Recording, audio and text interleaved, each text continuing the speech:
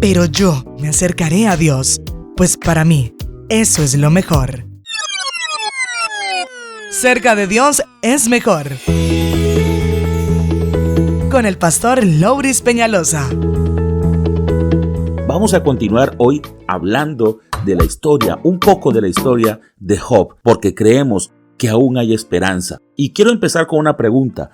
¿Pueden los hijos de Dios pasar por momentos difíciles? Aquellas personas que hacen lo correcto, que hacen lo justo, que se portan bien, que son temerosos de Dios, ¿pueden pasar por momentos difíciles? El Señor Jesús dijo que en el mundo tendríamos aflicciones. En el Evangelio de Juan capítulo 16, versículo 33, dijo: estas cosas os he hablado para que en mí tengáis paz. En el mundo tendréis aflicción, pero confiad, yo he vencido al mundo. Él no negó en ningún momento que tendríamos aflicciones. Los apóstoles pasaron por aflicciones. El apóstol Pablo en 2 Corintios 1:8 dice: amados hermanos, pensamos que tienen que estar al tanto de las dificultades que hemos atravesado en la provincia de Asia. Fuimos oprimidos y agobiados más allá de la capacidad de aguantar y hasta pensamos que no saldríamos con vida. Momentos muy duros. Y la voluntad de Dios en ocasiones incluye el padecimiento. En 1 de Pedro 4:19 dice: de modo que los que padecen según la voluntad de Dios encomienden sus almas al fiel Creador y hagan el bien. Significa que en la voluntad de Dios a veces puede padecer el que cree en Dios. Claro que sí.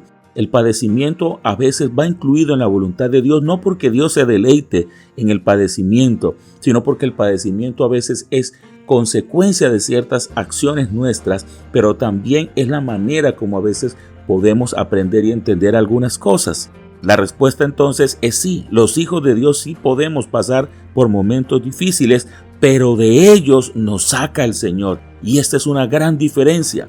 ¿Pasar por una aflicción significa que Dios nos ha abandonado? No, la aflicción es una circunstancia imposible de evitar en medio de una humanidad caída por el pecado. O sea, en el mundo en que vivimos es imposible que no pasemos por aflicciones. La aflicción puede ser usada por Dios como un instrumento para formar nuestro carácter.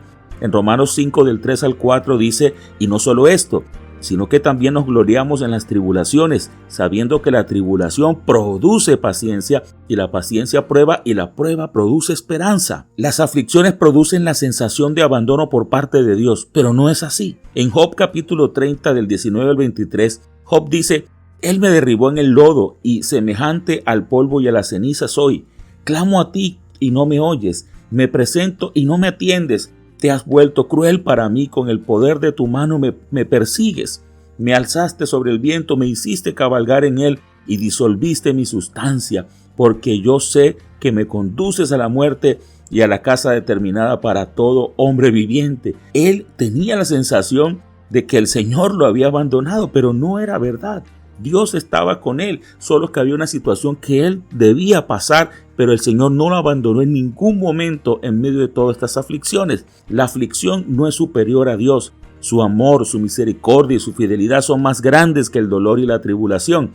Por eso el apóstol Pablo confiaba en Dios y decía: no esperábamos morir, pero como resultado dejamos de confiar en nosotros mismos y aprendimos a confiar solo en Dios, quien resucita a los muertos.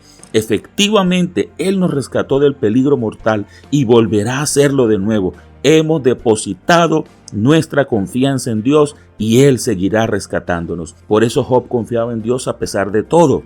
Por eso él decía: aunque Él me matare, en Él esperaré. Porque hay esperanza para todo el que confía en Dios y ajusta su vida a sus principios.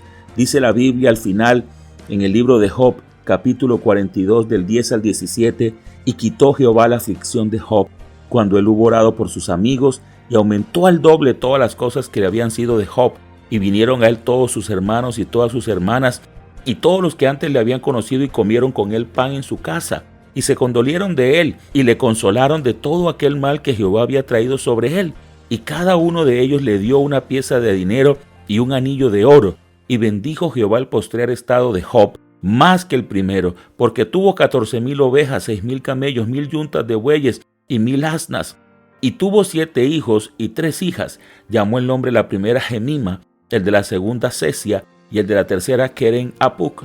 Y no había mujeres tan hermosas como las hijas de Job en toda la tierra. y les dio su padre herencia entre sus hermanos. Y mire lo que dice el versículo 16 y 17. Después de esto vivió Job 140 años y vio a sus hijos y a los hijos de sus hijos hasta la cuarta generación, y murió Job viejo y lleno de días.